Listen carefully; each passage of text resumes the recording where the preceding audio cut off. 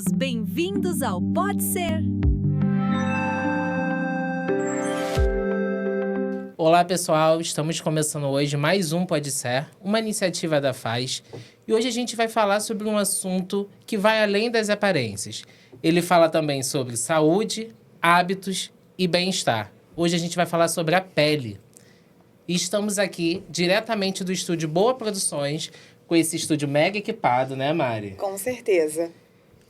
Aproveitando também, né, Renan, vamos aqui passar para agradecer a FAZ, né, uma organização que vem cada dia mais apoiando a gente, todos os projetos, inovações e focando principalmente em treinamento e aprimoramento dos seus profissionais. Daiane, seja muito bem-vinda aqui ao Pode Ser. Conta pra gente um pouquinho da sua história, da sua trajetória, para que a gente possa estar te conhecendo melhor. Em primeiro lugar, eu gostaria de agradecer, né, o convite, o Boa Produções e a FAZ, que é uma empresa que eu gosto muito e que tem muita credibilidade. Então, muito obrigada pela oportunidade.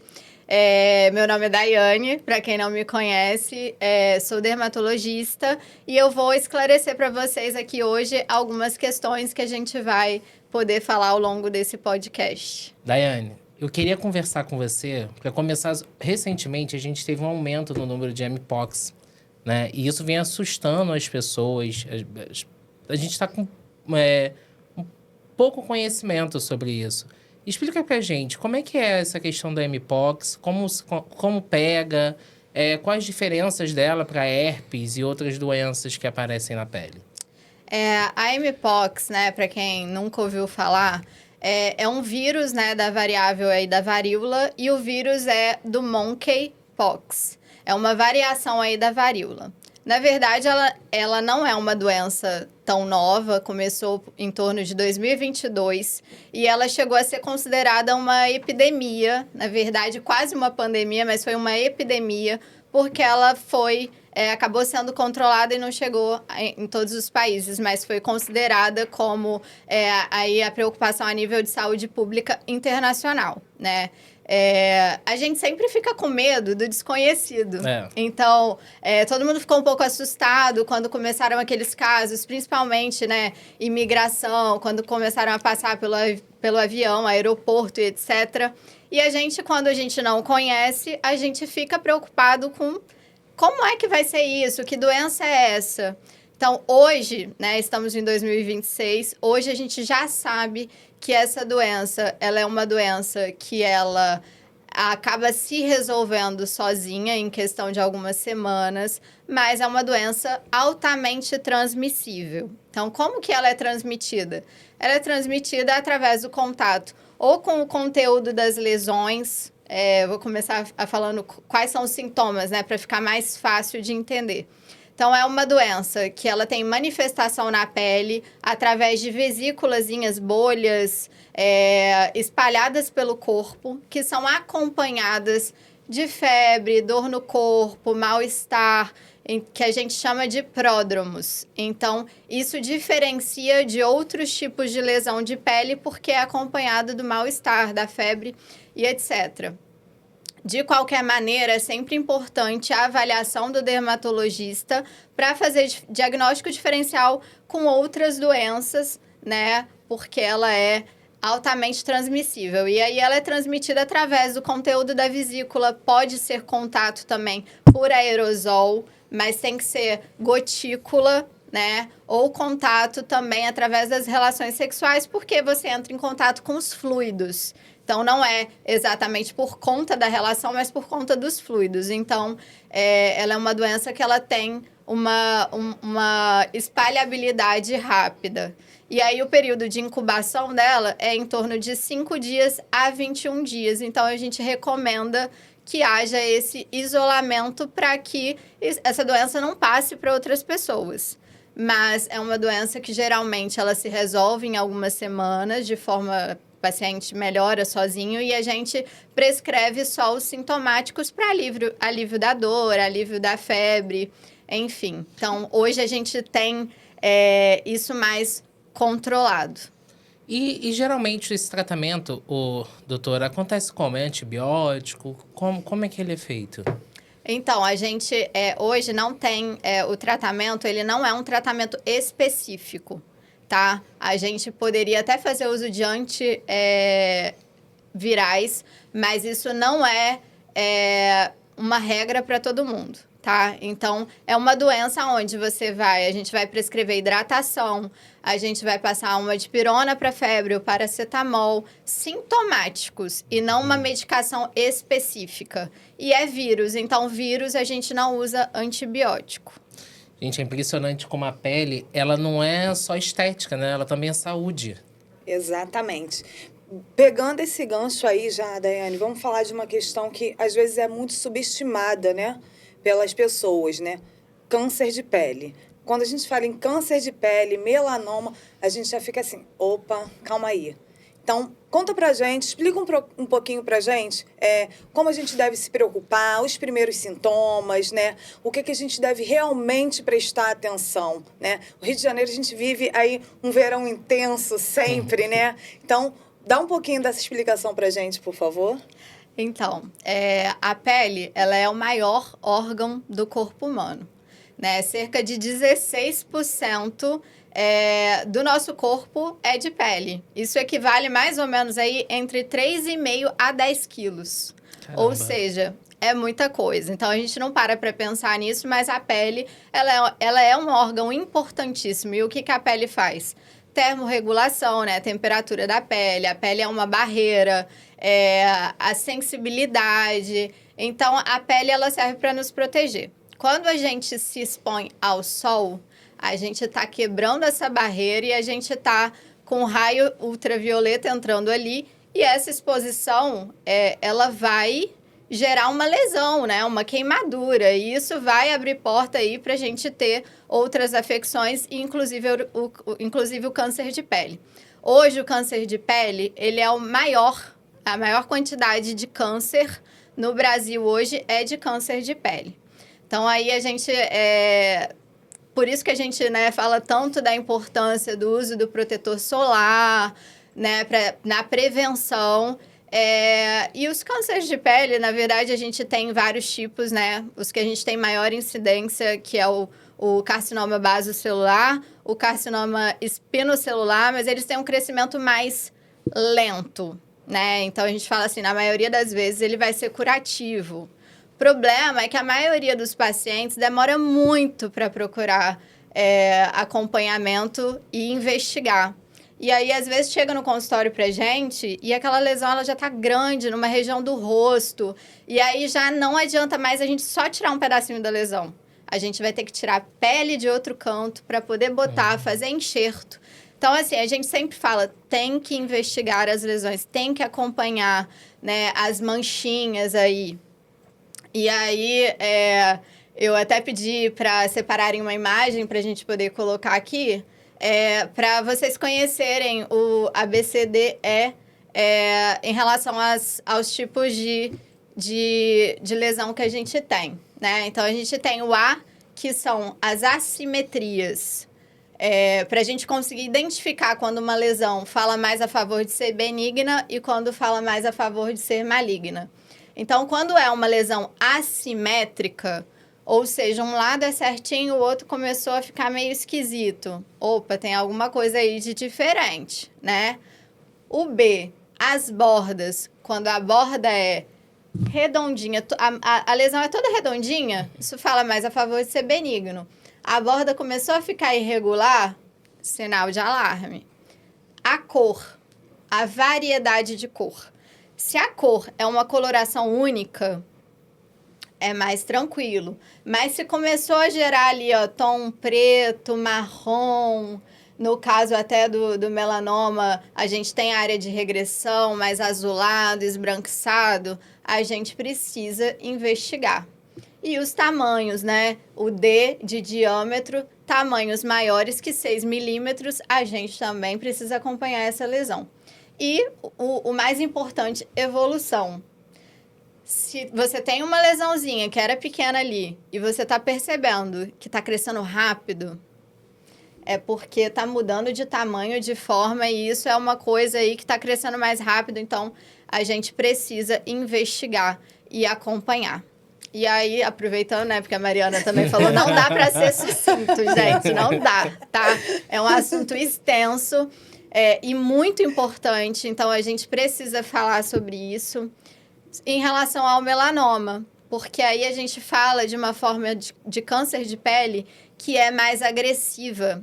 E é uma doença que ela pode invadir e acometer os órgãos internos também, tá? Então, a gente vai ter aí uma disseminação maior, que é o melanoma. Então, o melanoma é uma forma mais grave da doença. Então, a gente precisa investigar e tirar isso o mais rápido possível, tá? Perfeito. E falando em protetor, que obviamente para a gente não chegar nesse ponto, a melhor ideia é prevenir, né? Se cuidar. Daiane, fala para mim, pessoas de tons negros, assim, a minha pele, qual tipo de protetor, né? Peles mais claras, o que a gente deve usar, como deve ser, né? Para poder ficar um pouquinho mais claro, para a gente poder começar aí a se prevenir da melhor forma. A pele preta, ela precisa de proteção solar, como todas as outras, né? Existe um mito de que quem tem mais melanina não precisa se proteger, e isso, na verdade, é um equívoco, tá? Inclusive, eu falo assim, o paciente de pele preta, ele precisa desse acompanhamento, porque o melanoma, ele aparece até em regiões que não são fotoexpostas. Olha aí, como região palmar, região plantar, nas unhas, tá? Então, lesões que a gente vê de diferente em áreas escondidas, elas precisam ser acompanhadas, principalmente em pacientes com fototipo alto, porque eles podem apresentar melanoma também, tá? Então, a gente precisa estar ciente disso aí. E aí, a gente precisa passar protetor solar. Eu falo que o protetor solar, ele é a regra básica. Todo paciente meu tem que usar protetor. Protetor solar e a reaplicação de forma correta, né? Que a gente fala. Então, a gente precisa de um protetor solar. A gente vai sair na rua, a gente precisa reaplicar esse protetor, né? Para que a gente se proteja. A gente está falando de saúde. Protetor solar é saúde da pele. Doutora, eu tenho até uma dúvida em relação a essa questão do protetor solar, que eu acho que é geral isso.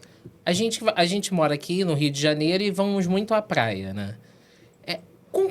Com qual regularidade a gente tem que reaplicar esse protetor solar? Tem um protocolozinho ou não? Passa uma vez e pode ser feliz.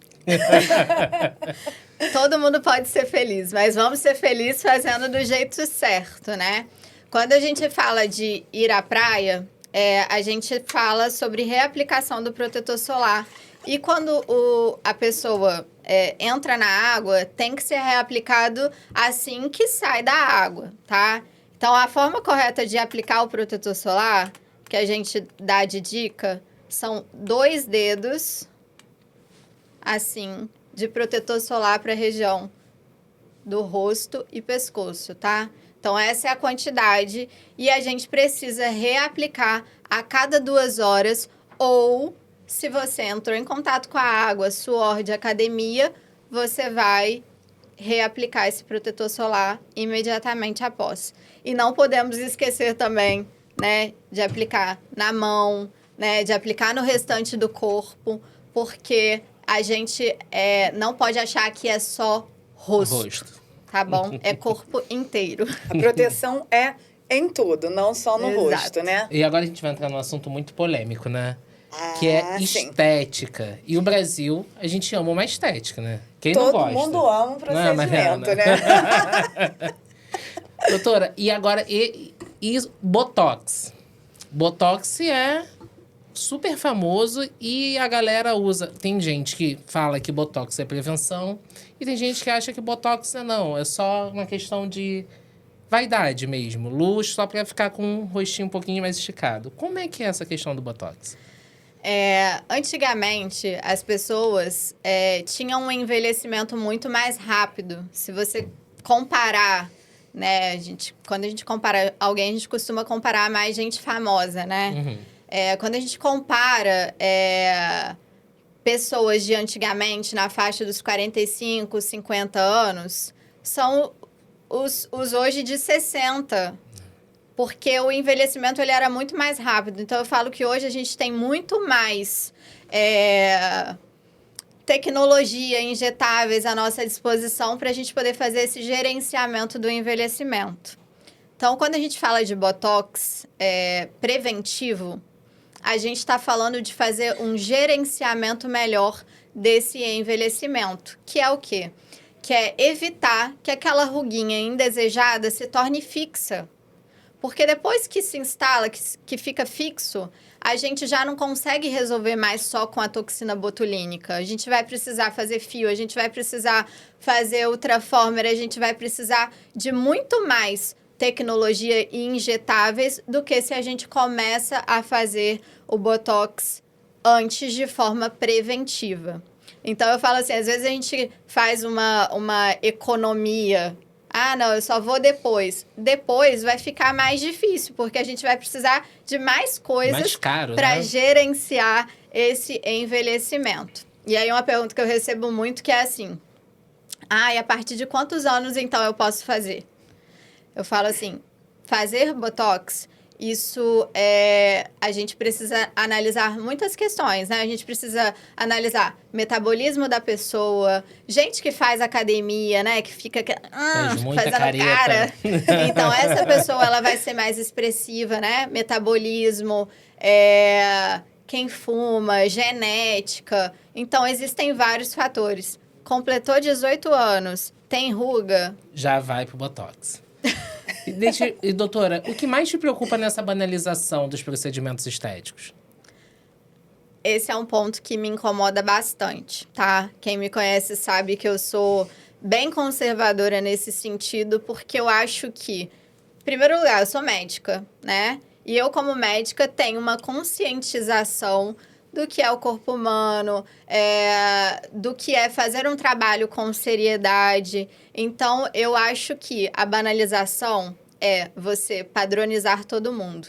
E eu, no meu consultório, eu quero que o meu paciente, ele esteja na sua melhor versão. Eu não quero que ele esteja como todo mundo tá. Estética não é moda.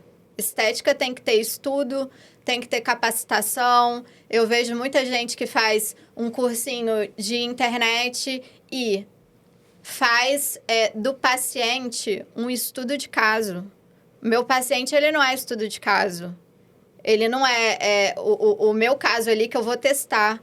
Eu não posso assistir um negócio ali e querer aplicar isso no meu paciente. Então, eu acho que as pessoas precisam ter essa conscientização de quem é o profissional que está fazendo em mim. Ele estudou? Ele sabe qual é o plano de aplicação?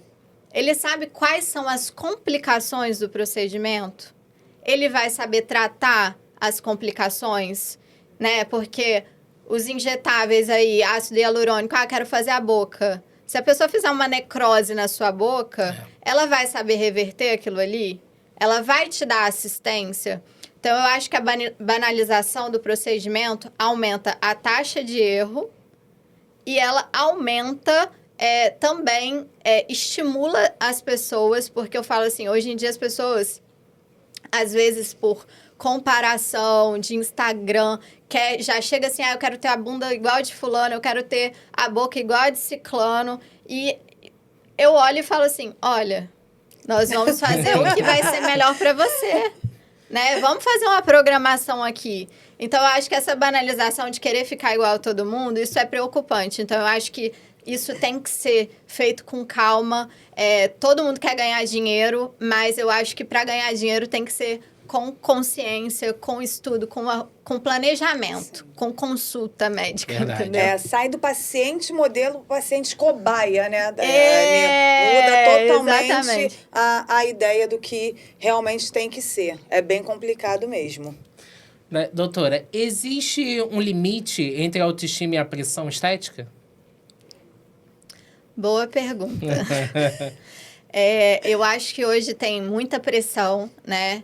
Principalmente no mundo feminino, porque a mulher automaticamente ela se compara. Uma outra, né?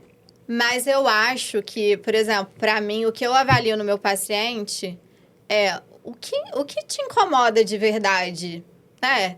Eu convido a pessoa a fazer uma reflexão mesmo, se olhar e falar o que eu gostaria de fazer por mim.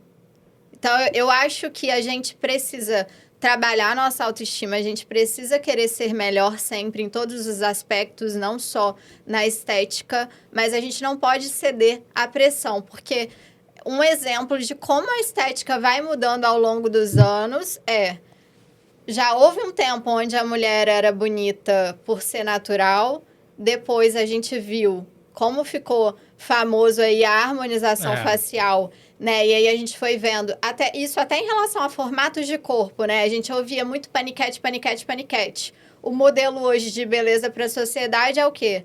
A mulher bem magra, né? Isso vai mudando ao longo dos anos. Então, a gente não pode cair nessa de querer ser como a moda tá, ou como todo mundo tá. A gente tem que ser como a gente se gosta. Precisa se sentir bem, né, doutora? Exatamente, como a gente se gosta. Como a gente se olha no espelho, se sente bem, se sente bonita. Exatamente, o problema da aceitação, né? A gente vê muito na rede social, então quero ser igual ao que tá ali na rede, que muitas vezes nem é real, né? Mas a gente busca exatamente o que está ali. Fica um pouco mais difícil, né? Fica mesmo. E agora doutora, vamos para a área do skincare. O skincare é tão... hoje virou muito famoso. Antigamente, poucas pessoas sabiam que era o skincare. Você quase não via ninguém. Mas eu acho que também com esse avanço da tecnologia, do TikTok, Instagram... Hoje a gente vê um monte da galera que é blogueira ensinando a fazer skincare e as pessoas só vão copiando. Existe um skincare para cada pele ou não? Eu posso pegar 5 produtos e sair passando, dormir e acordar belíssimo. Tem rotinas que aparecem pra gente que as pessoas são 12 produtos, levam 15 horas para fazer um skincare. Gente, mas calma aí, é assim mesmo? Em 12 passos você não vai nem dormir, né? Não 12 tem passos como antes passar a de noite dormir. inteira só fazendo skincare. Olha, hoje o mercado tem muitos produtos, né? Sendo bem honesto, todo dia, se você parar para ver, você vai ter produto novo. Então, são produtos bons, a maioria. Não dá pra gente falar, não, tal coisa não funciona. Não funciona para aquele tipo de pele, porque sim, existem diferentes tipos de peles, né? Pele sensível, pele oleosa, pele mista, a pele mais oleosa com tendência à acne. Então, é muito importante a gente ter um skincare personalizado, porque eu falo o seguinte, às vezes a pessoa não quer passar por uma consulta dermatológica, mas ela vai gastar tanto em produtos diferentes, tentando alinhar ali um skincare que ela acha que é o ideal para ela, e nessa brincadeira ela vai gastar mais dinheiro do que se ela for no especialista, aquele especialista fazer uma rotina de skincare e ela seguir. E aí, assim, eu sempre falo o seguinte, o melhor skincare é aquele que você vai fazer. Senão, não adianta, você pode comprar o produto mais caro que for. Se você não tiver aquela disciplina de passar todo dia, não vai resolver. E eu acredito muito no simples e no simples bem feito e feito todo dia. Então, assim, uma hidratação da pele. Pele oleosa também precisa de hidratação, tá? Porque, para quem não sabe, eu vejo muita gente com pele oleosa, lava o rosto para querer diminuir a oleosidade, sendo que a pele, ela vai estimular a produção de gordura, porque ela pensa assim, opa, tô ficando mais seca, então ela vai efeito rebote. Então, a gente precisa de hidratação, uma vitamina C e o protetor solar. Começa fazendo isso, tá? Então, uma hidratação, uma vitamina C, que tem ação antioxidante, e o protetor solar. E aí, a gente vai trabalhar as outras questões das peles que são individuais. Esse seria o primeiro passo, assim, mais simples para um skincare mais efetivo e não ficar testando de tudo. Perfeito. Daí, aí me falar um pouquinho aqui. A gente consegue fazer um skincare com produtos mais acessíveis, que caibam no nosso bolso, ou só aqueles produtos mega caros? Porque aí nem todo mundo tem acesso. Na verdade, eu tenho utilizado bastante os produtos que a gente tem agora brasileiros. Eu gosto muito de estimular produtos locais, né? Defender aí os produtos do nosso país. E a gente tem 2 marcas que, inclusive, eu trouxe aqui para vocês conhecerem, que uma é a Princípia, tá? Que é um produto brasileiro. E a Renova também é uma indústria brasileira que agora tem produtos de skincare. Eu já testei alguns, porque eu gosto muito de testar antes de indicar para os meus pacientes também. E as linhas são super acessíveis. São produtos baratos, eficientes e que a gente consegue enquadrar aí dentro do tipo de pele de cada paciente.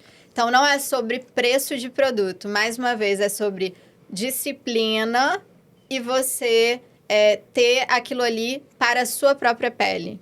Então, você, Mariana, você pode chegar lá na farmácia nos Estados Unidos, na Europa, compra aí o que tiver de mais caro. Se não for indicado para sua pele, é melhor você estar usando o simples para a sua pele que vai funcionar. Perfeito. Tá? Então, gente, vale a pena lembrar aqui. Não é o que o amiguinho usa, o que a gente viu na rede social. A ideia é procurar um profissional de saúde, assim como a Daiane, para poder estar vendo o melhor para a sua pele, para poder iniciar os seus cuidados. Isso mesmo. Doutora, deixa eu aproveitar e fazer uma pergunta. Esse que você trouxe é a vitamina C? Não, esse daqui é outro, porque, na verdade, eu tô sem o produto específico. Esse aqui é um ácido mandélico e o alfa-arbutin é um sérum para quem tem acne, oleosidade. Na verdade, eu trouxe para vocês verem como que é a caixinha, tá? Então, doutora, hoje em dia a gente também tá tendo muito caso sobre a saúde mental, né? A gente vem falando bastante sobre isso. E a saúde mental também interfere na pele. Quer dizer, ela não é só interna, né? Ela externa isso para a pele. Como é que isso funciona? Acho que depois da pandemia que a gente teve aí do Covid, isso ficou um pouco mais evidente. Eu não sei se vocês concordam. Nossa. Né? A gente ficou aí num período, foi um período muito difícil para todo mundo. E eu acho que agora a gente está tendo até manifestações aí de doenças mentais muito mais evidente, né? E a pele, ela sofre, né, por conta disso. Eu falo que quando a gente está... sentimentos que a gente não expressa, eles ficam reprimidos. E essa repressão, ela pode se manifestar em algum lugar. E, às vezes, ela se manifesta na pele, né? Pacientes que têm doenças autoimunes, psoríase, vitiligo, pode abrir um quadro se a pessoa tiver, né, uma fase aí mais difícil. Às vezes, a pessoa está numa rotina de trabalho mais pesada, sofrendo alguma coisa, né, problemas familiares, podem ter essa manifestação através da pele, tá?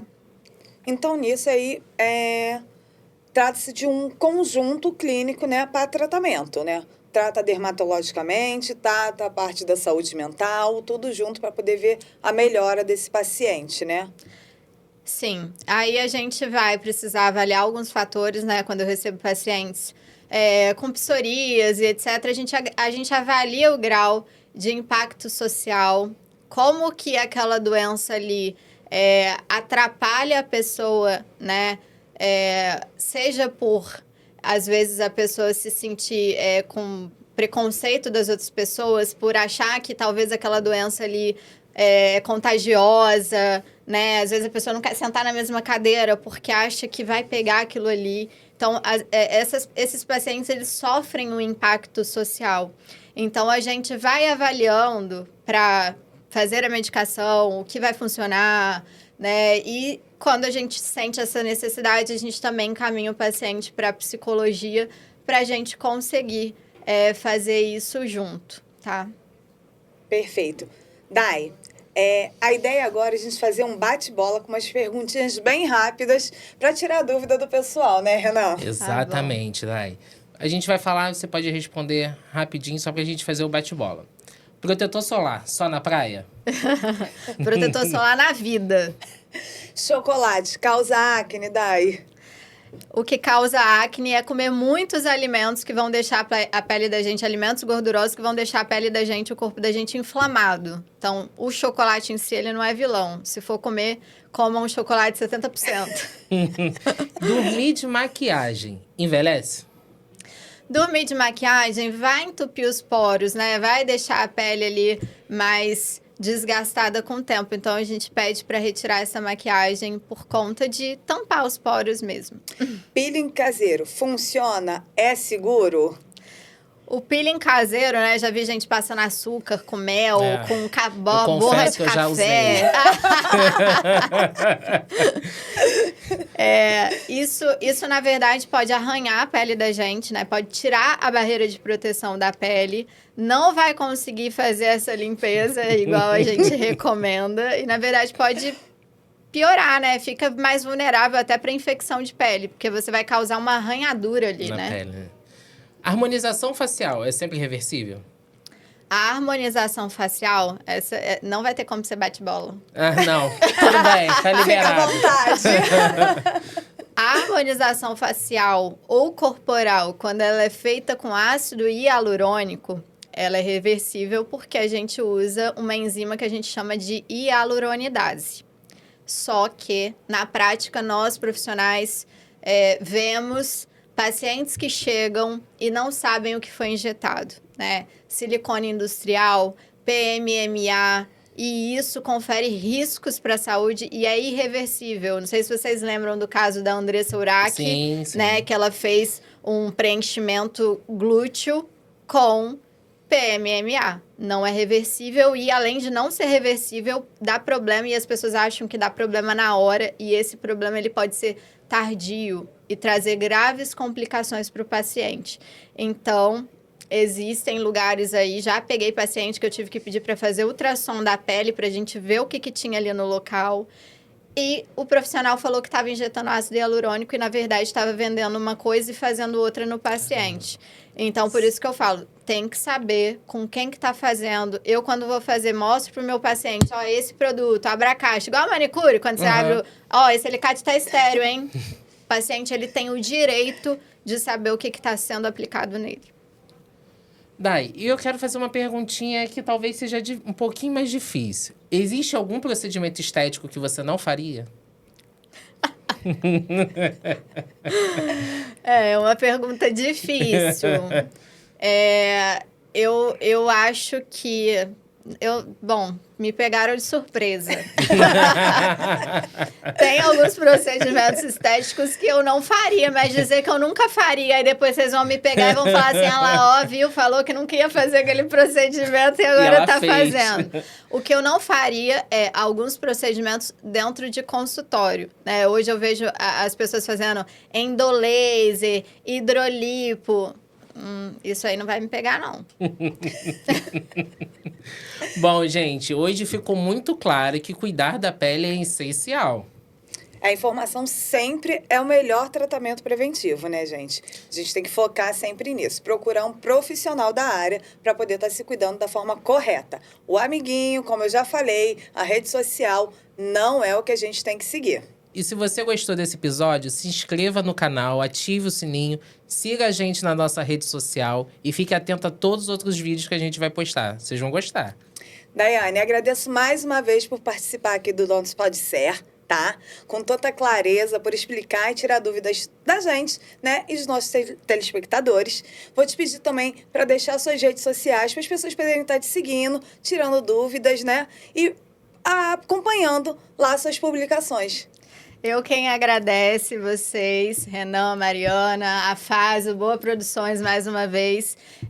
Minha rede social, para quem quiser me acompanhar, é doutora Daiane Elal, com H-E-L-A-L. E vai ser um prazer tirar a dúvida de vocês. Estou sempre aberta, coloco caixinha para vocês poderem perguntar. Fiquem à vontade. Eu amo o que eu faço e eu amo também o Sistema Único de Saúde, né, o SUS. Então, assim, a minha missão é cuidar de você, né? Eu falo assim, eu não tenho missão de só querer ganhar dinheiro, por isso que eu falo de procedimentos com responsabilidade. Meu interesse é com a sua saúde. E aí tem só para fechar, tem uma filósofa analítica que ela fala assim, a gente consegue descobrir o sentido da vida, que é quando a gente faz o que a gente gosta e quando a gente consegue fazer algo para ajudar outras pessoas. Então, essa é uma missão que eu tenho de ajudar outras pessoas e me sigam para vocês poderem acompanhar um pouco mais. Maravilhoso. Maravilhoso. Muito obrigado, gente. E fique atento ao nosso próximo episódio. Obrigada, Daiane. Prometo não usar mais açúcar.